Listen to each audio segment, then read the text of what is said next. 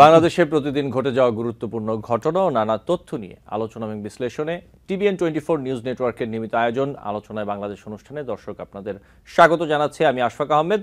আজকের অনুষ্ঠানে অতিথি হিসেবে আমাদের সাথে যুক্ত আছেন ডক্টর সৈয়দ আব্দুল আল মামুন চৌধুরী, প্রফেসর, আন্তর্জাতিক সম্পর্ক বিভাগ, রাজশাহী বিশ্ববিদ্যালয়, এবং আমাদের সাথে আরও আছেন মানবেন্দ্র দেব, সদস্য, কেন্দ্রীয় কমিটি, সিপিবি। আপনাদের স্বাগত জানাচ্ছি আলোচনায় বাংলাদেশ অনুষ্ঠানে। আপনাদের সাথে আলোচনা শুরু করার আগে কয়েকটি তথ্য আমি একটু দর্শকের উদ্দেশ্যে তুলে ধরতে চাই। প্রথমে যে তথ্যটি তা হচ্ছে অন্তর্বর্তী সরকারের প্রধান উপদেষ্টা প্রফেসর ডক্টর মোহাম্মদ ইউনূসের সঙ্গে সাক্ষাৎ করেছেন সেনাবাহিনী প্রধান জেনারেল ওয়াকারুজ্জামান।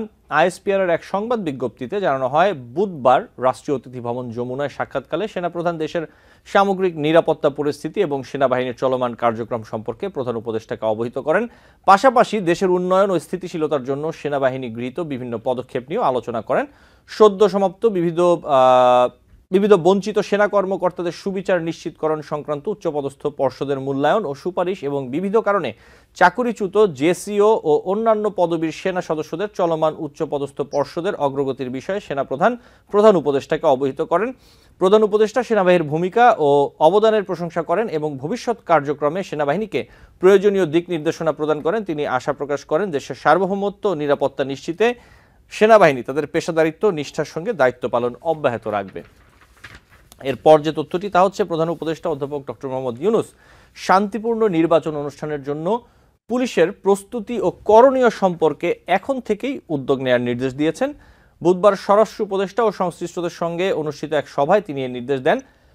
সভায় প্রধান উপদেষ্টা আগামী নির্বাচনের প্রস্তুতি গ্রহণ সহ তৃণমূল পর্যায়ে যে সকল পুলিশ কাজ করেন তাদের কল্যাণে কয়েকটি বিষয়ে দ্রুত ব্যবস্থা নেওয়ার নির্দেশ দেন। প্রধান উপদেষ্টার নির্দেশনা হলো ঝুঁকি ভাতার প্রচলিত সিলিং তুলে দেওয়ার বিষয়টি বিবেচনা করা, পুলিশের জন্য নতুন ৩৬৪টি পিকআপ ও ১৪০টি প্রিজনার ভ্যান কেনার উদ্যোগ নেয়া, পুলিশের চলমান নির্মাণ প্রকল্পের যেগুলোর কাজ ৭০% নিচে সম্পাদিত হয়ে আছে সেগুলোতে অর্থ ছাড় করা, এছাড়া ভাড়াকৃত ভবনে অবস্থিত ৬৫টি থানার জমি অধিগ্রহণের জন্য অর্থ ছাড় করা, পুলিশের এসআই ও এএসআই র্যাঙ্কের মোটরসাইকেল কেনার জন্য সুদমুক্ত ঋণের বিষয়টিও বিবেচনা করা।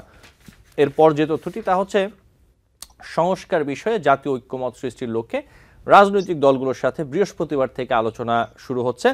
জাতীয় ঐক্যমত্য কমিশনের উদ্যোগে প্রথম পর্যায়ে আগামী ২০ মার্চ বাংলাদেশ স্থানীয় সময় বৃহস্পতিবার বিকেল ৩টায় লিবারেল ডেমোক্রেটিক পার্টি এলডিপির সাথে আলোচনার সময়সূচি নির্ধারণ করা হয়েছে। পর্যায়ক্রমে অন্যান্য দলের সঙ্গেও আলোচনার সময়সূচি ঘোষণা করা হবে। প্রথম পর্যায়ে গঠিত সংস্কার কমিশনগুলোর মধ্যে সংবিধান সংস্কার কমিশন, জনপ্রশাসন সংস্কার কমিশন, নির্বাচন ব্যবস্থা সংস্কার কমিশন সহ যে কমিশনগুলো প্রতিবেদনে উল্লেখিত গুরুত্বপূর্ণ সুপারিশগুলোর উপর রাজনৈতিক দলের সুনির্দিষ্ট মতামত 13 মার্চের মধ্যে জানতে অনুরোধ করে সুপারিশগুলোর স্প্রেডশিট আকারে 38টি রাজনৈতিক দলের কাছে পাঠানো হয়। এ পর্যন্ত 15টি রাজনৈতিক দলের কাছ থেকে কমিশন মতামত পেয়েছে। এবং সবশেষ আরেকটি তথ্য ছোট্ট করে, তা হচ্ছে জাতীয় পার্টির ঢাকা মহানগর উত্তরে আয়োজিত আলোচনা সভা ও ইফতার মাহফিলে মারামারির ঘটনা ঘটেছে, এতে বেশ কয়েকজন আহত হওয়ার খবর পাওয়া গেছে। এক বার্তায় জাতীয় পার্টি দাবি করছে এটি সন্ত্রাসী হামলা। বুধবার ঢাকার ইব্রাহিমপুরে একটি রেস্টুরেন্টে অনুষ্ঠিত সভায় ঘটনা ঘটে। জানা যায় বিকাল 5টার পর অনুষ্ঠান শুরু হলে কিছুক্ষণ পরেই সভাস্থলে হট্টগোল শুরু হয়। এরপর হঠাৎ কয়েকজন লাঠি, কাচের প্লেট ছুঁড়ে মারতে দেখা যায়, এতে কয়েকজন রক্তাক্ত হন এবং উপস্থিত নেতাকর্মীদের মধ্যে আতঙ্ক ছড়িয়ে পড়ে। অনুষ্ঠানে জাতীয় পার্টির চেয়ারম্যান গোলাম মোহাম্মদ কাদের, মহাসচিব মুজিবুল হক চুন্নু সহ দলের শীর্ষ নেতারা উপস্থিত ছিলেন, তবে তারা নিরাপদে রয়েছেন বলে জানা গেছে। এই ছিল কিছু তথ্য। আমি চলে যাব আমাদের আলোচকদের সাথে এই বিষয়গুলো নিয়ে কথা বলতে। আমি প্রথমে একটু ডক্টর সৈয়দ আব্দুল আল মামুন চৌধুরী আপনার কাছে আসি। যে বিষয়টি বলছিলাম সবশেষ, একটি রাজনৈতিক দলের ইফতারে হামলার যে অভিযোগ, এই ইফতারে হামলার অভিযোগ যে বা যারাই করুক, এই ব্যাপারে আপনি কি বলবেন? ধন্যবাদ। আপনার মাধ্যমে টিভিএন যারা দেখছেন সকলকে মাহে রমজানের শুভেচ্ছা। এটা তো বাংলাদেশের যে রাজনৈতিক সংস্কৃতি, এটা খুব বিচ্ছিন্ন যে ঘটনা বা নতুন কোনো ঘটনা, ব্যতিক্রমী ঘটনা সেটি নয়। ইফতার আমাদের একটা মাহে রমজানের একটা ধর্মীয় সংস্কৃতি, এটা রাজনৈতিকীকরণ হয়ে গেছে। এটা আমরা এখন বিভিন্ন রাজনৈতিক দল আনুষ্ঠানিকভাবে বিভিন্ন ইফতার পার্টি করি। ফলে এই ইফতার পার্টিগুলো যখন রাজনৈতিক দলগুলো করে, তখন সেখানে কিন্তু ধর্মীয় ভাব গাম্ভীর্যের চেয়েও এখানে রাজনৈতিক বিষয়গুলো একটা প্রাধান্য হয়, যেহেতু এটা একটা সম্মেলনের মতো হয়। যে কোনো একটা দল যখন একটা ইফতার পার্টি করে, সেই উপলক্ষে তার বিপুল সংখ্যক কর্মী সমাবেশ ঘটে এবং দলের অভ্যন্তরে বিভিন্ন ধরনের যে গ্রুপ থাকে, তাদের মধ্যেও এই ইফতারকে কেন্দ্র করে তাদের নেতৃত্বের বিকাশ, এগুলো নানান কিছু থাকে। কাজেই সুনির্দিষ্ট তথ্য এখনো আমরা পাইনি যে কারা এই কাজটা ঘটিয়েছে। তো আমার মনে হয় যে এটা অতীতেও বিভিন্ন রাজনৈতিক জি, সৈয়দ সংগঠনের আব্দুল মধ্যে। মামুন চৌধুরী জিএম কাদের পরবর্তীতে তিনি এই বিষয়ে কথা বলেছেন সামাজিক মাধ্যমে, আমি কয়েকটি ভিডিও দেখেছি। সেখানে তিনি অভিযোগ করছেন যে আহ, সরকার নিরাপত্তা দিতে পারছে না এবং আহ, সরকার সমর্থিত অথবা এমন কেউই আসলে এই হামলার পেছনে রয়েছে, এমনটা তিনি আসলে মোটা দাগে অভিযোগটা করছেন। না, ঠিক আছে, এই ধরনের অভিযোগগুলোও কিন্তু নতুন নয়। কারণ আমরা কিন্তু সবসময় দেখেছি যখন আওয়ামী লীগ সরকার ক্ষমতায় ছিল তখনও বিরোধী দল থেকে কোনো সংঘর্ষ হলে সেটা আওয়ামী লীগ সরকারকে দোষ দেওয়া হয়েছে। বিএনপি যখন ক্ষমতায় ছিল তখন যখন বিরোধী দলের কারো এরকম হয়েছে সেটা সরকারকে দোষ দেওয়া হয়েছে। এগুলো রাজনৈতিক, আমি যেটা মনে করি এক ধরনের রাজনৈতিক খেলা আর কি।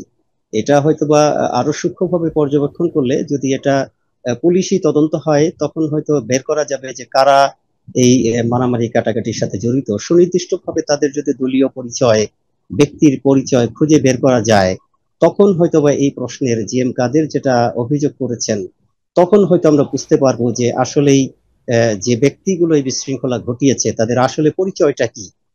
এখন বাংলাদেশের রাজনীতিতে দেখা যায় যখন এই ধরনের সম্মেলন বা হয় তখন বিভিন্ন ধরনের উপদলীয় কোন্দল হয়, তখন অনেকে নিজেদের দলীয় ইমেজ সুরক্ষার জন্য এটা অপর দলের দোষ দেয়। আওয়ামী লীগ বিএনপি কে, বিএনপি আওয়ামী লীগে, সবাই মিলে সরকারকে, সরকার আবার বিরোধী দলকে। কাজেই এটা যদিও তিনি অভিযোগ করেছেন তার অভিযোগটাও মূল্যায়নযোগ্য, কিন্তু একজন দলের কর্ণধার হিসেবে তিনি যখন বলেছেন এটাকেও হালকাভাবে দেখার কিছু নেই। আমি জি, মনে করি যেহেতু তার বক্তব্যের মধ্য দিয়ে হয়তো বা একটা মানে একটা সন্দেহ প্রকাশ করা হয়েছে যে সরকার থেকে এটা করা হয়ে থাকে, তাহলে সরকারে যারা আছেন না, তাদেরও সরকার থেকে তিনি বলেননি, তিনি বলেছেন যে সরকার হ্যাঁ, নিরাপত্তা এটা দিতে হতে পারছে পারে। না এবং জি, জি, এখন যেটা হলো যে সরকার তো আপনি দেখেন একটা সরকার যখন, যে সরকারই থাকুক সেই সরকার নিরাপত্তাটা কিভাবে দেয়। এইভাবে তো আসলে আমরা এসকর্ট করে কোনো নিরাপত্তা দেই না। সাধারণত যখন একটা অনুষ্ঠান হয়, আমি যখন রাজনৈতিক দল করি তখন আমার রাজনৈতিক দল থেকেই কিন্তু আমাদের এখানে প্রাথমিক নিরাপত্তার বিষয়টা করতে হয় দলীয়ভাবে।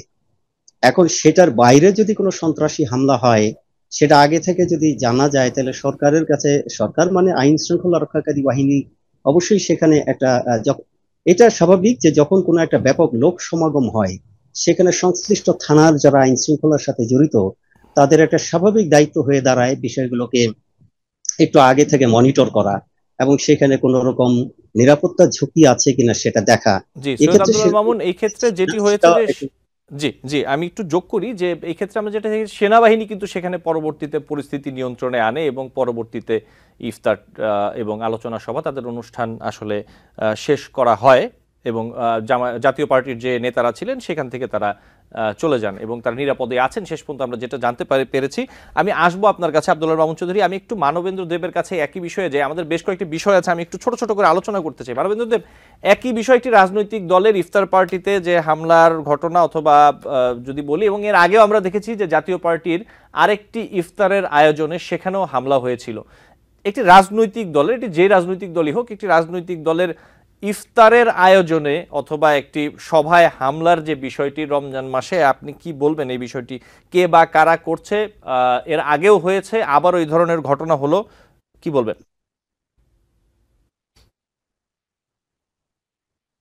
মানবেন্দ্র দেব, আপনার সাউন্ডটি সম্ভবত বন্ধ করা। জি, সাউন্ডটি অন করবেন।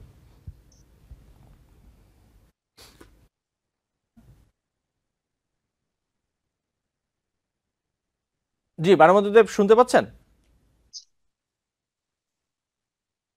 আমি আপনাকে শুনতে পাচ্ছি না মানবেন্দ্র দেব, আপনার সাউন্ডে সম্ভবত কোনো সমস্যা হচ্ছে, দেখবেন একটু কাইন্ডলি। জি, বলুন। আচ্ছা মানবেন্দ্র দেব, আমি আসবো আপনার কাছে, আমি একটু আব্দুল আল মামুন চৌধুরীর কাছে আবার যাই একটি অন্য বিষয় নিয়ে। আপনি সাউন্ডের বিষয়টি নিশ্চয়ই ঠিক হয়ে গেলে আমি আসবো। আব্দুল আল মামুন চৌধুরী, আমি যদি একটু আসি আপনার কাছে যে বিষয়টি নিয়ে, এই যে একটি রাজনৈতিক দলের ইফতারে হামলা, বিষয়টি আসলে এখানেও না, এটি প্রসঙ্গটি আজকে ঘটেছে থেকে, কিন্তু আমরা যেটি দেখতে পাচ্ছি যে নানা জায়গায় বাংলাদেশের বিভিন্ন জায়গায় একটা মব ভায়োলেন্স কালচার চলছে। একটা মব চলছে। এই যে মব, এখন প্রশ্ন উঠছে এরা কারা, এবং এই যে আরো প্রশ্ন উঠছে বাংলাদেশে কি কোনো উগ্রবাদী শক্তি আসলে প্রশ্রয় পাচ্ছে কিনা, কি বলবেন? হ্যাঁ, ধন্যবাদ। আপনি দেখেন যে বর্তমানে বাংলাদেশ, যে মানবেন্দ্র ভাই মনে হয় লাইনে এসেছেন। জি, এসেছেন, আমি যাব ওনার কাছে, উনি- আপনি বলুন। আচ্ছা, ঠিক আছে, অসুবিধা নাই। দেখুন, এটা তো আমরা পত্রপত্রিকা থেকে সব জায়গায় স্পষ্ট শুনতে পাচ্ছি। বর্তমানে বাংলাদেশে এটা হলো যে এক ধরনের কি বলবো, যে আইন শৃঙ্খলা পরিস্থিতির যে স্বাভাবিক অবস্থা, সেটি আমরা কিন্তু দেখতে পাচ্ছি না।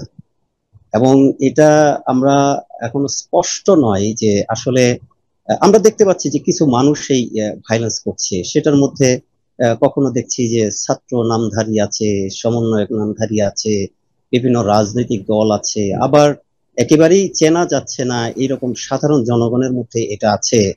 তো এখন হলো যে এটাকে আমরা যেমন চিহ্নিত করেছি যে মব ভাইলেন্স।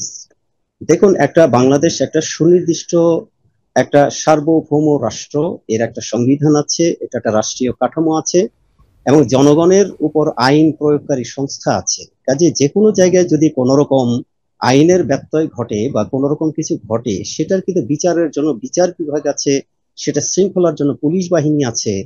এখন এই যে আমাদের প্রতিষ্ঠিত বিচার বিভাগ বা আইন শৃঙ্খলা রক্ষাকারী বাহিনী, এদের বাদ দিয়ে যখন আমরা আইনকে নিজের হাতে তুলে নেই, কিছু সংখ্যক মানুষ জড়ো হয়ে, তাদের রাজনৈতিক পরিচয় থাকতে পারে বা রাজনৈতিক পরিচয় নাও থাকতে পারে, কিন্তু আইন তো কারো নিজের হাতে তুলে নেওয়া সংবিধান সমর্থন করে না, সমাজ সমর্থন করে না। তো কাজেই এই ভায়োলেন্সটা কারা করছে, এটা একটা গবেষণার বিষয়। কিন্তু এটা তো ঠিক যে একটা সরকার পরিবর্তনের পরে বর্তমান রাষ্ট্রটাকে পরিচালনা করার জন্য যে আইন শৃঙ্খলা রক্ষাকারী বাহিনীর যে স্ট্রেংথ এবং যে কর্মতৎপরতা, সেটা কিন্তু ওই অবস্থায় এখন আমরা দেখতে জি, পাচ্ছি না। আব্দুল মামুন আমরা চৌধুরী, আপনি যদি অনুমতি দেন আমি আবার একটু মানবেন্দ্র দেবের কাছে যেতে চাই একই বিষয় নিয়ে। আমি আসবো আপনার কাছে আরেকটি প্রসঙ্গ নিয়ে। মানবেন্দ্র দেব, আপনি নিশ্চয়ই শুনতে পাচ্ছেন যে আলোচনা করছিল, এবং আব্দুল্লাহ মামুন চৌধুরী বলছিলেন এই যে একটি রাজনৈতিক দলের ইফতারে হামলা, এবং একই রাজনৈতিক দলের ইফতারের আয়োজনে আগেও হয়েছে এই ধরনের হামলা এই মাসেই। এবং আমরা যদি আরো দেখি যে মব ভায়োলেন্সের বিষয়ে আলোচনা করছিলাম, সার্বিক বিষয় নিয়ে আপনি কি বলবেন মানবেন্দ্র দেব? আপনাকে ধন্যবাদ। আমাকে শুনতে পাওয়া যাচ্ছে এখন? জি, আপনাকে শুনতে পাচ্ছি। আহ, সেটা হচ্ছে কি, একটি রাজনৈতিক দলের কর্মসূচি হোক বা যে কোনো সংগঠনের বা যে কোনো কর্মসূচি হোক, দেশের মধ্যে যদি আইন শৃঙ্খলা বা নিরাপত্তা দেওয়ার দায়িত্বটা রাষ্ট্রের, এবং সেখানে যখন হচ্ছে গিয়ে রাষ্ট্র এখানে ব্যর্থ হয়, এবং এটা তো আহ, নিয়ত এই রাষ্ট্র তার বা সরকার এই যে এখানে নিরাপত্তা দিতে, জনগণের নিরাপত্তা দিতে সেখানে ব্যর্থ হচ্ছে, এবং সেখানে একটি রাজনৈতিক দলের, সেই রাজনৈতিক দলের সাথে আমার যতই মতবিরোধ থাকুক, মত পার্থক্য থাকুক, একটা রাজনৈতিক দলের আহ ইফতার পার্টি বা যে কোনো কর্মসূচিতে এই ধরনের হামলা, এবং সেটা কোনোভাবেই গ্রহণযোগ্য নয়। এবং রাষ্ট্র বা সরকার যদি চায়, তাহলে সেটা যে নিয়ন্ত্রণ করা যায় বা করতে পারে, সেটা কিন্তু এর পরবর্তীতেই আইন শৃঙ্খলা রক্ষাকারী বাহিনী, পুলিশ এবং সেনাবাহিনী এসে সেই বিষয়টিকে কিন্তু তারা নিয়ন্ত্রণের মধ্যে নিয়ে এসছে। সুতরাং এই যে ঘটনাটা ঘটলো, সেটা এই রাষ্ট্রের জন্য কোনোভাবেই সুখকর বা স্বাস্থ্যকর নয়। মামুন স্যার যে কথাটি বলছিলেন যে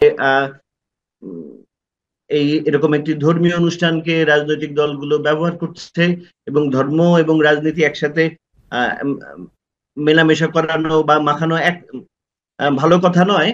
কিন্তু মানে এটার একটা সামাজিক গুরুত্ব আছে। মানে রাজনৈতিক দলগুলো তো তার মানুষের সাথে কানেক্ট করার, কমিউনিকেট করার বিভিন্ন পন্থা ব্যবহার করে। কিন্তু যেই কর্মসূচি হোক, সেটা রাজনৈতিক হোক, সেটা ধর্মীয় হোক, সেটা সামাজিক হোক, সেখানে রাষ্ট্রের নিরাপত্তা দেওয়াটা রাষ্ট্রের কর্তব্য, এবং এই জায়গাটাতে রাষ্ট্র নিরবিচ্ছিন্নভাবে রাষ্ট্র এই বিভিন্ন জায়গায় এই নিরাপত্তা দিতে ব্যর্থ হচ্ছে। এটা সমন্বয়করা করুক, এটা বৈষম্য বিরোধীরা করুক, এটা অন্য কোনো রাজনৈতিক দল করুক, কিন্তু সেই নিরাপত্তা দেওয়ার দায়িত্ব রাষ্ট্রের ছিল, এবং রাষ্ট্র সেই জায়গায় চূড়ান্ত রূপে ব্যর্থতার পরিচয় দিয়েছেন। এবং সেইটা হচ্ছে যে, ধরেন যে এখানে জাতীয় পার্টির অফিসে আগেও হামলা হয়েছে, এবং কারা হামলা করেছে সেইটা দেখার দায়িত্ব রাষ্ট্রের ছিল। এবং একটা রাজনৈতিক দলের কর্মসূচির আগে রাষ্ট্রের বিভিন্ন ধরনের যে অ্যাপারেটাস গুলো থাকে, তার যে মেশিনারিজ গুলো থাকে, সেগুলো কিন্তু অ্যাক্টিভ থাকে, এবং সেটা দিয়েই তার গোয়েন্দা সংস্থাগুলো আছে, নিরাপত্তা বাহিনীর বিভিন্ন ধরনের উইংস আছে, সেগুলো দিয়ে সেই নিরাপত্তার বন্দোবস্ত রাষ্ট্রকে করতে হয়। এটা রাষ্ট্রের দায়িত্ব, এবং সেই জায়গায় এই এই দায়ভার রাষ্ট্রকে নিতে হবে। এর এর এর কোনো অন্যথা আর সুযোগ নেই। শুধুমাত্র এখানে একটা কথা আপনাদেরকে জানাই, যে মাত্র 3-4 দিন আগে যেরকম করে ফেসবুকে বা অনলাইনে কেউ একটা রাজনৈতিক দল, কোন একটা গোষ্ঠী, একটা রাজনৈতিক দলের অফিস, মানে আমাদের পার্টি অফিসেই এরকম ভাবে কিন্তু যে থ্রেট করা হয়েছে যে কমিউনিস্ট পার্টির অফিসকে ভেঙে গুড়িয়ে দেওয়া হবে, ইয়ে করা হবে, সেখানে আমাদের দলীয় নেতাকর্মীরা সেই জায়গায়, আমরা সেই নিরাপত্তার ব্যবস্থায় ছিলাম। কিন্তু এইটা তো একটা স্বাধীন দেশে, একটা গণতান্ত্রিক দেশে এই যে এরকম মব ভায়োলেন্সের কোন সুযোগ, যেটা মামুন স্যার বলছিলেন যথার্থভাবে, যে আইন নিজের হাতে তুলে নেওয়ার কোনো সুযোগ নেই। প্রত্যেকের তার মত প্রকাশের স্বাধীনতা আছে, এবং সেই কারণেই তো 24-এর গণ অভ্যুত্থান হলো, যে কথা বলতে পারছিল না, কথা বলতে দিচ্ছিল না। কিন্তু এরকম এরকম একটা নৈরাজ্যকর পরিস্থিতির জন্য, যে একটা অংশ বলবে তার মতকে প্রতিষ্ঠিত করার জন্য আরেকটা মতের উপর এরকম হামলা করবে, আক্রমণ করবে, এইরকমটার জন্য 24-এর গণ অভ্যুত্থান সংগঠিত হয়নি। একটি গণতান্ত্রিক বাংলাদেশের স্বপ্ন এবং গণতন্ত্রের যে সংগ্রাম, মানবেন্দ্র, আমি একটি প্রশ্ন রাখতে চাই আপনার কাছে। জি, কোনোভাবেই প্রতিফলিত এই সরকারের কার্যক্রমে প্রতিফলিত হচ্ছে না। আমি একটি প্রশ্ন রাখতে চাই আপনার কাছে। বাংলাদেশের একটি গণমাধ্যমে একটি প্রতিবেদন করেছে এবং সেখানে শিরোনামটি হচ্ছে হাটে হাড়ি ভেঙে দিয়েছেন পিনাকি ভট্টাচার্য, সিপিবি আওয়ামী লীগের এক্সটেনশন, প্রশ্নবোধক। এবং সেখান থেকে আমি কয়েকটি লাইন একটু তুলে ধরছি। কেউ লিখেছেন, পলাতক হাসিনা দিল্লিতে আশ্রয় নেওয়ার পর একের পর এক ষড়যন্ত্রের তীর ছুঁড়ে ব্যর্থ হয়ে এখন সিপিবির উপর ভর করে দাঁড়াতে চাচ্ছে। মনি সিং এর মাস্টার প্ল্যান অনুযায়ী শেখ মুজিব যেমন 1975 সালে বাকশাল করেছিলেন, তারই প্রতিদান হিসেবে শেখ হাসিনার মাস্টার প্ল্যানে অন্তর্বর্তী সরকারকে অস্থিতিশীল করতে নিষিদ্ধ ছাত্রলীগ, যুবলীগের পান্ডাদের সিপিবির ব্যানারে মাঠে নামানো হচ্ছে। এই ব্যাপারে কি বলবেন? পিনাকি ভট্টাচার্যর সাথে আসলে সিপিবির কি বিষয়টি, অথবা সিপিবির বিরুদ্ধে এই যে পত্রিকা একটি প্রতিবেদন সিপিবি আওয়ামী লীগের এক্সটেনশন, এই ব্যাপারে আপনি কি বলবেন মানবেন্দ্র? ধন্যবাদ। মানে একটা খুবই অসাধারণ প্রশ্ন। কারণ হচ্ছে, ধরেন সিপিবি যদি আওয়ামী লীগের এক্সটেনশন হতো, তাহলে উত্তরায় আন্দোলন করতে যেয়ে মাহমুদুল হাসান রিজভী কে শহীদ হতে হতো না, মানিকগঞ্জের রফিকুলকে শহীদ হতে হতো না, অথবা সিরাজগঞ্জের প্রদীপ ভৌমিককে শহীদ হতে হতো। এই আন্দোলনে গত যে গণ অভ্যুত্থানটি সংগঠিত হয়েছে, সেখানে সিপিবি এবং তার যে সিপিবি পরিবার, প্রত্যেকটি মানুষ এই আন্দোলনে সক্রিয়ভাবে অংশগ্রহণ করেছে। সেখানে সে তার সহযোদ্ধারা, কমরেডরা শহীদ হয়েছেন। এবং আপনার ধরেন এর পরবর্তীতেও, মানে এই যে গত, এখন যারা বলেন যে, এই যে যারা লিখছেন বা যারা বলছেন যে 16 বছর কোথায় ছিলেন, আমরা তো তাদেরকে প্রশ্ন করতে চাই যে আপনারা 16 বছর কোথায় ছিলেন? আপনারা হেলমেটের মধ্যে মুখ আড়াল করে রেখেছিলেন, এবং সেই হেলমেট বাহিনীর আক্রমণের শিকার তো আমরা হয়েছি। এবং যখন কেউ কথা বলেনি, তখন সেই 2019 সালের 1 জানুয়ারি থেকে যে সুবর্ণচরের যেই ধর্ষিতা নারী ভোট দিতে গিয়েছিল, তার জন্য তাকে ধর্ষণের শিকার হতে হয়েছে, সেই তার প্রতিবাদ তো সিপিবি করেছে, তার প্রতিবাদ তো আমাদের সহযোদ্ধারা করেছে। প্রতিনিয়ত তেল গ্যাসের আন্দোলন থেকে প্রত্যেকটি যে সরকারের প্রত্যেকটি নীতির, জনবিরোধী নীতির বিরুদ্ধে যে সংগ্রামে সিপিবি এবং সিপিবির সহযোদ্ধারা একদম সামনে থেকে সামনের লড়াই করেছে। তারা আক্রমণের শিকার হয়েছে, তারা জেল খেটেছে। সুতরাং এই যে অবান্তর আলোচনা, তার মানে এই যে ইনকিলাব, মানে আমি বলি না যে ইনকিলাব বন্ধ করে দাও, কারণ আমি তো মত প্রকাশের স্বাধীনতায় বিশ্বাস করি। কিন্তু সেটা থেকে ইয়েলো জার্নালিজম করবেন বা আপনি বিভ্রান্তি ছড়াবেন, জনগণের মধ্যে আনরেস্ট তৈরি করবেন, ইনসার্জেন্সি তৈরি করবেন, সেটা গণমাধ্যমের স্বাধীনতার মধ্যে পড়ে না। এবং এটাও এক ধরনের মব উস্কানির মতো করে এই নিউজটা করা হয়েছে। এবং আমি মনে করি যে সরকারের, এবং এটা তো জনগণ সিদ্ধান্ত নেবে যে সিপিবি গণঅভ্যুত্থানে সক্রিয়ভাবে অংশগ্রহণ করেছিল কিনা। এবং গত 16 বছরের যারা বলে 16 বছর কোথায় ছিলেন, তাদের রেকর্ড আর সিপিবি রেকর্ড দেখলেই বোঝা যায়, পরিষ্কার হয়ে যায় যে এটা খুবই উদ্দেশ্য প্রণোদিত একটি সংবাদ। এবং সেখানে হচ্ছে গিয়ে সিপিবি কে ডিফেম করার আর একটা চক্রান্ত, এবং তারও নিশ্চয়ই একটা রাজনীতি আছে। এবং সেটা হচ্ছে গিয়ে একটা দেশে, একটা গণতান্ত্রিক দেশে বিরতি নিতে হবে। আমি বিরতি থেকে ফিরে আপনার সাথে বাকি আলোচনাটা করি এই বিষয়ে। আমাকে একটি বিরতি নিতে হবে। জি, মানবেন্দ্র দেব এবং আব্দুল্লাহ আল মামুন চৌধুরী আপনারা থাকবেন সাথে। দর্শক, আলোচনায় বাংলাদেশ অনুষ্ঠানে নিচ্ছি ছোট্ট একটি বিরতি, সাথে থাকবেন। টিবিএন 24 টেলিভিশন দেখতে আজই কল করুন 7187776556। লগ ইন করুন www.totalcablebd.com। দর্শক, আলোচনায় বাংলাদেশ অনুষ্ঠানে আপনাদের আবারও স্বাগত জানাচ্ছি। আমাদের সাথে আছেন দুজন অতিথি। আমি সরাসরি আলোচনায় চলে যাই। মানবেন্দ্রদেব, যে বিষয়টি নিয়ে আলোচনা করছিলাম, যে সিপিবির বিরুদ্ধে যে অভিযোগ অথবা একটি গণমাধ্যমে প্রকাশিত প্রতিবেদনে যে কথাগুলো বলা হয়েছিল, আপনি এই ব্যাপারে কথা বলছিলেন, যদি সংক্ষেপে শেষ করতেন। 2014 সালের যে একতরফা নির্বাচন, সেখানে আওয়ামী লীগকে জাস্টিফাই করতে, তাকে লেজিটিমেট করতে কিন্তু সিপিবি যায় নাই। 2024 নির্বাচনেও সিপিবি সেখানে আওয়ামী লীগের পক্ষে দাঁড়ায় নাই। এবং সে তার অবস্থান থেকে, রাজনৈতিক অবস্থান থেকে, সেই আওয়ামী লীগ সরকারের বিরোধিতা এবং তার ফেসিস্ট হয়ে ওঠার প্রত্যেকটা পরতে তাকে প্রতিহত করার চেষ্টাটা, এবং সে তার কর্মীরা জীবন দিয়েই করে এসেছে। এবং এখন ধরেন একটা খুব ইন্টারেস্টিং বিষয় একটু আমি জানাই আপনাদেরকে, যে যখন আমরা গত 16 বছর আমাদেরকে আওয়ামী লীগের পক্ষ থেকে বলা হতো বামাতি, যে কারণ বাম জামাত মিলে একাকার হয়েছে, আমাদেরকে বিএনপি জামাত অমুক তমুক আরো অনেক মানে উপাধ্যায় আখ্যায়িত করা হয়েছে আওয়ামী লীগ এন্ড থেকে। আর এখন যখন আমরা এই গণঅভ্যুত্থানের বাংলাদেশটি প্রত্যাশা করছি, যখন আমাদের রক্ত দিয়ে এই গণঅভ্যুত্থান, এটা বাংলাদেশটা প্রত্যাশা করছি, এবং সেইখানে তখন তারা আমাদেরকে আওয়ামী লীগের ফ্যাসিস্ট আওয়ামী লীগের দোসর বানানোর চেষ্টা হচ্ছে। এবং এই চেষ্টা তারা করতেই পারেন, কিন্তু এই চেষ্টা আওয়ামী লীগ করেও সফল হন নাই, এবং তারা করেও এই জায়গায় সফল কাম হবে না, একটা বিষয়। আর 2 নাম্বার বিষয় হচ্ছে গিয়ে ইনকিলাবের যে ক্যারেক্টার, এটা বাংলাদেশের মানুষ জানে, এবং তাদের শুরু থেকে এই পর্যন্ত তাদের হিস্ট্রি জানে, এবং তারা কোন পক্ষে অবস্থান করে সেইটিও জানে। সুতরাং এইটা নিয়ে আমরা খুব বেশি চিন্তিত বা উদ্বেলিত নই। আমরা যেই বিষয়টা নিয়ে শঙ্কার মধ্যে আছি, যে যেইভাবে রাষ্ট্র চলছে, যেইভাবে দেশ চলছে, সেটা আবার তারা আওয়ামী লীগকে রেলেভেন্ট করে নিয়ে আসতেছে পলিটিক্সে।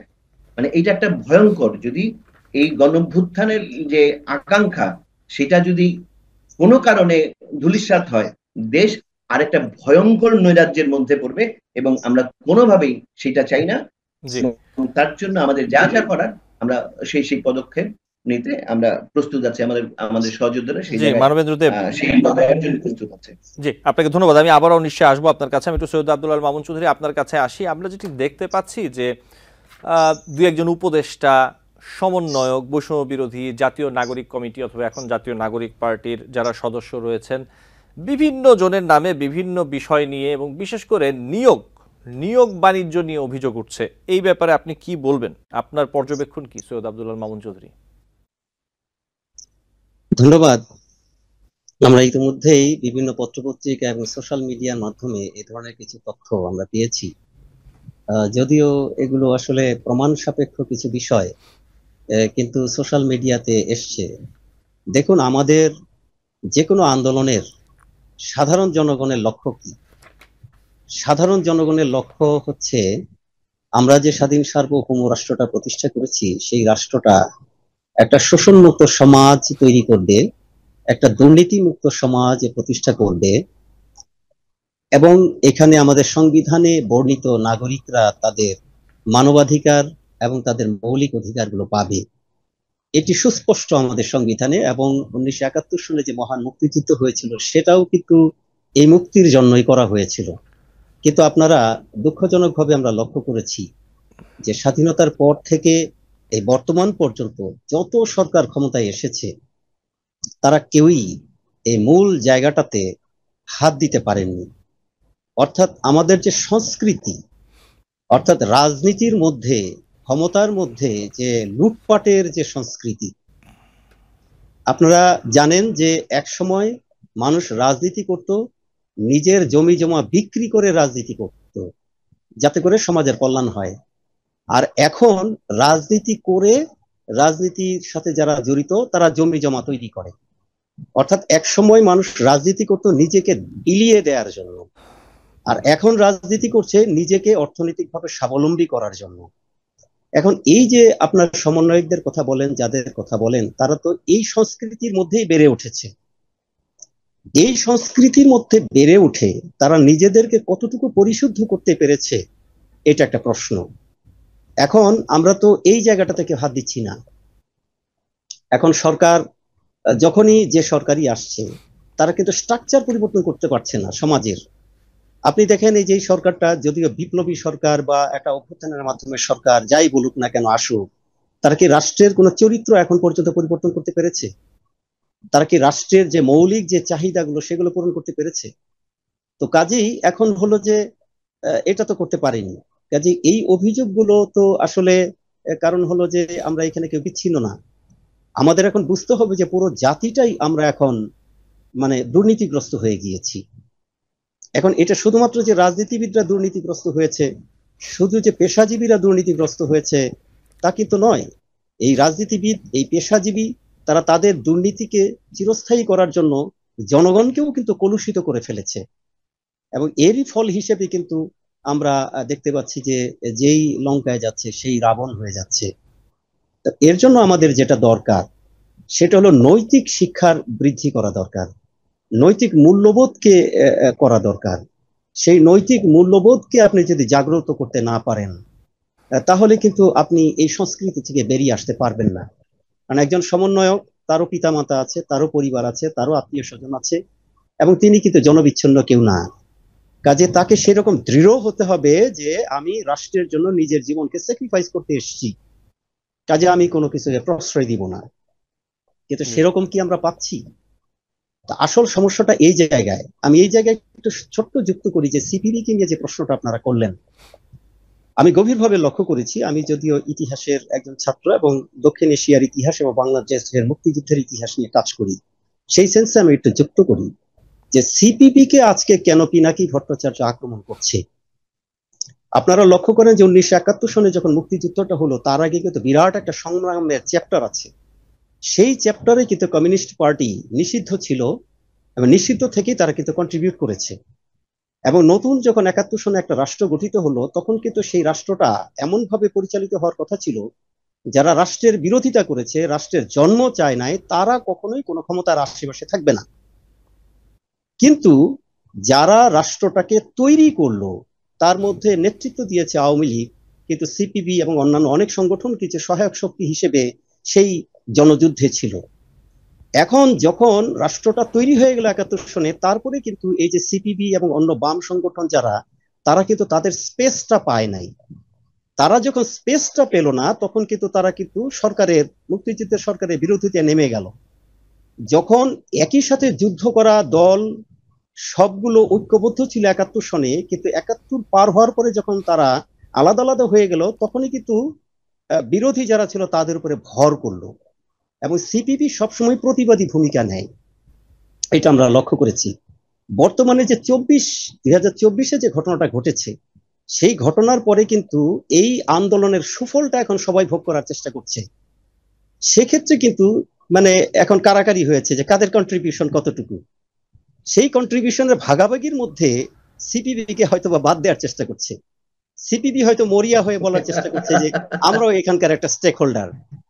এখন তাকে হয়তো সেটা দিতে চাচ্ছে না, যার জন্য সিপিবি কে এখন বাদ দিতে হবে, আরো অন্যকে বাদ দিতে হবে। যাদের যাদের বাদ দিতে হবে আপনি তো এমনি এমনি বাদ দিতে পারবেন না, ফলে তাদের বিরুদ্ধে একটা ন্যারেটিভ দাঁড় করাতে হবে।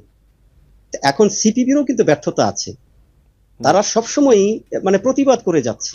কিন্তু আমাদের পর্যবেক্ষণ হলো যে সিপিবির বা বাম সংগঠনগুলোর একটা বিরাট সম্ভাবনা ছিল, কারণ একটা সময় 60-এর দশকে এবং 70-এর দশকে এই বাংলার সবচেয়ে মেধাবী ছাত্ররা কিন্তু এই বাম সংগঠনগুলো করতো। কিন্তু আজকে সবাই ধ্বংস হয়ে গিয়েছে, প্রত্যেকের কেরিয়ার নষ্ট হয়ে গিয়েছে নেতৃত্বের দ্বন্দ্বের কারণে, তাদের কিছু পলিসিগত কারণে। তারা আওয়ামী লীগের অল্টারনেটিভ হতে পারতো, মুক্তিযোদ্ধা যারা করেছে তারা যদি দুর্নীতি করে তাতে অল্টারনেটিভ হতে পারতো, তারা কিন্তু কখনোই অল্টারনেটিভ হতে পারে নাই। এই 24-এ এসেও কিন্তু একই ঘটনা ঘটছে, সিপিবি কিন্তু অল্টারনেটিভ হতে পারছে না। ফলে এই সুযোগগুলো কারা নিবে? এই সুযোগগুলো কিন্তু সুবিধাবাদীরা নিবে, এবং এই সুবিধাবাদীরাই কিন্তু এখন সুযোগগুলো নিয়ে নিচ্ছে। জি সৈয়দ আব্দুল যার মাহমুদ ফল চৌধুরী। হিসেবে আমরা দেখতে পাচ্ছি ওই সেই যাদেরকে আপনারা ফ্যাসিস্ট বলেছেন, তারা যা যা করছে এখন আপনারা তাই তাই করছেন।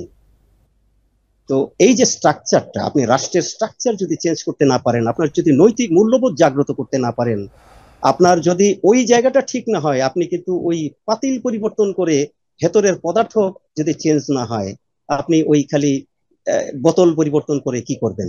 জি এই জন্য সৈয়দ আব্দুল মাহমুদ চৌধুরী। জি আমাদের বক্তব্য হচ্ছে নৈতিক মূল্যবোধ বৃদ্ধি করার জন্য জনগণের মধ্যে যে চেতনাটা, অর্থাৎ জনগণের চেতনাটা, জনগণ আন্দোলন করে ঘরে ফিরে যাওয়ার পরেই সবাই বাদ দিয়ে দেয়।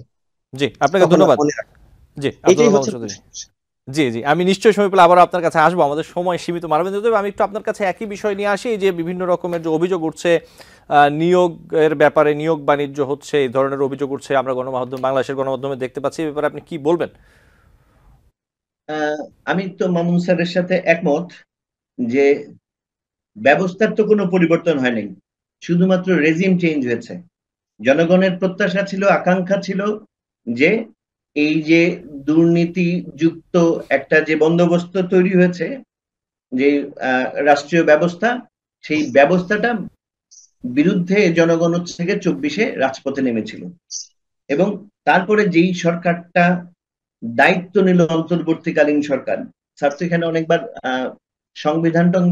সংবিধানের কথা বললেন, তারা তো আসলে এই সংবিধানটাকেই দায়িত্ব নিয়ে আসলে সংবিধান ছুঁড়ে ফেলে দেওয়ার কথা বলেছে। তো সংবিধান যে তারা মানে না, এবং সেটার বেসিস কি, সেই বেসিসটাও তারা বহুবার বলেছে। আমি শুধুমাত্র ছোট করে যেটা বলতে চাই, যে এই যে অন্তর্বর্তীকালীন সরকারের উপদেষ্টা এবং আমরা জাতীয় নাগরিক পার্টি দেখি, বা এদের পুরো আচরণ মানে পূর্বতন যে শাসক গোষ্ঠী ছিল তাদের মতোই, এবং তারাও ওই একই কায়দায় দেশ পরিচালনার জন্য চেষ্টা করতেছে, এবং ভিন্ন মত দমন থেকে শুরু করে দুর্নীতি, লুটপাট, এবং এটা তাদের বডি ল্যাঙ্গুয়েজেও এর প্রকাশ কিন্তু আমরা দেখতে পাচ্ছি। এবং এইটা দিয়ে যে স্যার ঠিকই বললেন যে ইতিহাসের শিক্ষা হচ্ছে, ইতিহাস থেকে কেউ শিক্ষা গ্রহণ করে না, কিন্তু ইতিহাস কিন্তু আবার রিপিটেড হয়। সুতরাং এইটাতে ছাড়বার মানে এটাতে তারা যদি ভাবে যে তারা 41 বা মানে 55 সাল পর্যন্ত ক্ষমতায় থাকবে, এই বিষয়টা ভাববার কোনো সুযোগ নেই।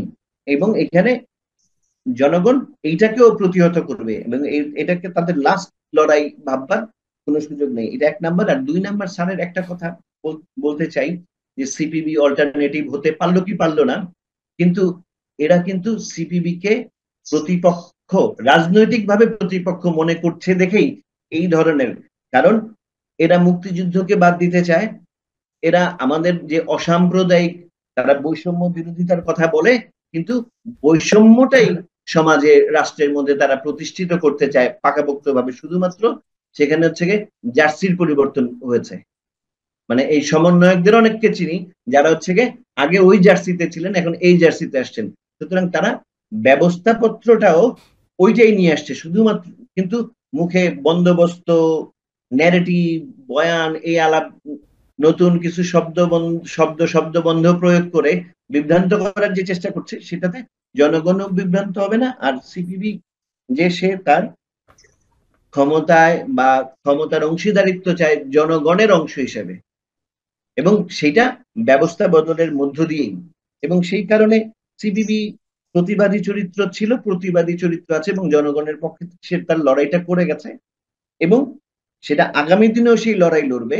এবং যখন লড়ে, সেই কারণেই আওয়ামী লীগ তার প্রতিপক্ষ হয়, এবং স্বাভাবিকভাবেই এই যে দক্ষিণপন্থী যে গোষ্ঠী এখন এই ক্ষমতাকে লিড করতেছে, স্বাভাবিকভাবেই সে তার আদর্শিক, রাজনৈতিকভাবে আদর্শিক প্রতিপক্ষ সিপিবি। সুতরাং সেই কারণে সে ওই একই আওয়ামী লীগের যে ন্যারেটিভ, আমি তাদের ভাষায় বলি যে আওয়ামী লীগের যে ন্যারেটিভ, সেই আওয়ামী লীগের ন্যারেটিভই তারা বারবার প্রতিষ্ঠিত করার চেষ্টা করে যাচ্ছে। এবং আমি খুবই বিনয়ের সাথে বলতে চাই যে সিপিবি মুক্তিযুদ্ধকে ধারণ করে, সিপিবি বৈষম্য বিরোধী একটি অসাম্প্রদায়িক যে রাষ্ট্র, সেই রাষ্ট্র এবং একটা গণতান্ত্রিক রাষ্ট্রের জন্য সংগ্রাম করবে এবং সেই লক্ষ্যেই তার সংগ্রাম অব্যাহত রাখবে। তার জন্য ইনকিলাব, পিনাকি ভট্টাচার্য বা আরো যারা এটাকে একটা ফেনাটিক, একটা অস্থিতিশীল রাষ্ট্রে পরিণত করতে চায়, তাদের বিরুদ্ধে সংগ্রাম সিপিবির অব্যাহত থাকবে এবং তার জন্য তার যা মোকাবেলা করতে হয়, যেটা হচ্ছে যদি মানে সেই আগের জামানায় ফেরত যেতে হয়, তার জন্য সিপিবি প্রস্তুত আছে। এবং সেই শুধুমাত্র মামুন স্যারকে আশ্বস্ত করতে চাই যে মামুন স্যারকে আমি দূর থেকে চিনি এবং আমরা যদি আলাপ করি তাহলে আমাদের পূর্বপরিচয়ের ঘটনাগুলো বেরোবে, কিন্তু সেই আলাপে এখন যাচ্ছি না। সেটা হচ্ছে যে আমরা মানে এখানে শুধুমাত্র তো জাতীয় পার্টির অফিসের হামলা না, আমরা ছিনতাই, আমরা ধর্ষণ, এবং যারা ধর্ষণের বিরোধিতা করছে, রাষ্ট্র একই রকম, রাষ্ট্রের যে ক্যারেক্টার, মানে ফ্রাঙ্কলিনের রাষ্ট্রের যে ক্যারেক্টার, সেই ক্যারেক্টার সে আবার এখানে এই আগের সরকার যেমন দেখিয়েছে, এই সরকারও সেই একই রকম ভাবে দেখিয়েছে। এবং তারা এই যে যারা স্বৈর শাসক হয়ে ওঠে, যারা জনগণ থেকে বিচ্ছিন্ন হয়ে যায়, তাদের কাছে ক্ষমতা, রাষ্ট্র একটা শোষণের হাতিয়ার তো বটেই, এবং সেখানে তার কাছে সবকিছুই স্বর্গের ফুলের বাগানের মতো মনে হয়। মানে এখানে গতকালকেও ঢাকায় ধর্ষণের ঘটনা ঘটেছে, সারা দেশে ধর্ষণের ঘটনা ঘটেছে, ছিনতাই, রাহাজানি, লুট সবকিছু অব্যাহত ভাবে আছে এবং সরকার বলছেন এরা সব ভালো আছে। তার কারণ তারা ব্যস্ত হচ্ছে কি তাদের আখের গুছিয়ে নেওয়ার জন্য। তারা ভাবতেছে যে এই যে শর্ট টাইম তারা পেয়েছে, এই টাইমের মধ্যে তাদের আখের গুছিয়ে নিতে হবে এবং রাজনীতিকে তারা যে ব্যবসায় পরিণত করা প্রতিবাদে মানুষ রাজনৈতিক দলগুলোকে প্রত্যাখ্যান করেছিল, সেই একই রকম ভাবে এদেরকেও প্রত্যাখ্যান করবে। আচ্ছা, মানে সুতরাং যে লড়াইয়ের আসলে কোনো বিকল্প নাই এবং মানুষ তার যে ভার্ডিক্ট দিয়েছিল লড়াইয়ের মধ্য দিয়ে দুর্নীতির বিরুদ্ধে, লুটপাটের বিরুদ্ধে এবং অগণতান্ত্রিকতার বিরুদ্ধে। সুতরাং সেই জনগণ যে যারা বলছেন, এখন স্যার যেটা বললেন যে যারা ক্ষমতায় আসছে সেই রাজনৈতিক বন্দোবস্ত সংস্কৃতি নিয়ে আসছে, এই সংস্কৃতিকে ডিনায়ালের মধ্য দিয়েই কিন্তু এই সংগ্রামটা, গত 24-এর সংগ্রামটা হয়েছিল। আমি আন্তরিকভাবে দুঃখিত, আমাদের আজকের সময় আসলে শেষ। নিশ্চয়ই আমরা অন্য কোনো দিন আবারও এই বিষয়গুলো নিয়ে এবং আরো অন্য বিষয় নিয়ে আলোচনা করব। মানবেন্দ্র দেব এবং ডক্টর সৈয়দ আব্দুল্লাহ মামুন চৌধুরী, আপনাকে আন্তরিকভাবে ধন্যবাদ জানাচ্ছি আজকে যুক্ত হওয়ার জন্য এবং সময় দেওয়ার জন্য। অবশ্যই অন্য কোনো দিন আপনাদের মূল্যবান মতামত শুনতে পারবেন। আমাদের দর্শক ভালো থাকবেন। একটা কথা বলে শেষ করে দেই একটু, মানে যে জিনিসটা আমি বলি যে দেখেন 1971 সনে আমরা যখন স্বাধীন হয়েছিলাম, মনে রাখতে হবে যে 1971 সনে আমরা যারা যুক্ত হয়েছিলাম সবাই কিন্তু এক প্ল্যাটফর্ম থেকে যুক্ত হইনি। হ্যাঁ, সবাই কিন্তু একই রকম উদ্দেশ্য নিয়ে যুক্ত হয়নি। সবার একটা উদ্দেশ্য হয়ে গিয়েছিল যে দেশটা স্বাধীন করতে হবে, সেটা হলো 69 গণঅভ্যুত্থানের পর। দেশটা স্বাধীন হওয়ার পরে কিন্তু আমরা যার উদ্দেশ্য পূরণ করার জন্য আলাদা হয়ে গেলাম, যার জন্যই বাংলাদেশ রাষ্ট্রটা উদ্দেশ্যটা পূরণ সার্বিকভাবে হলো না। এই 2024 সনে আপনারা যারা সৈয়দ আব্দুল্লাহ মামুন চৌধুরী, আপনাকে ধন্যবাদ। আমাদের সময় আজকে শেষ, এই বিষয়গুলো নিয়ে আলোচনা করব। ভালো থাকবেন দর্শক। আলোচনায় বাংলাদেশ অনুষ্ঠানে আজ এই পর্যন্তই। পরবর্তী অনুষ্ঠান দেখার আমন্ত্রণ জানিয়ে বিদায় নিচ্ছি।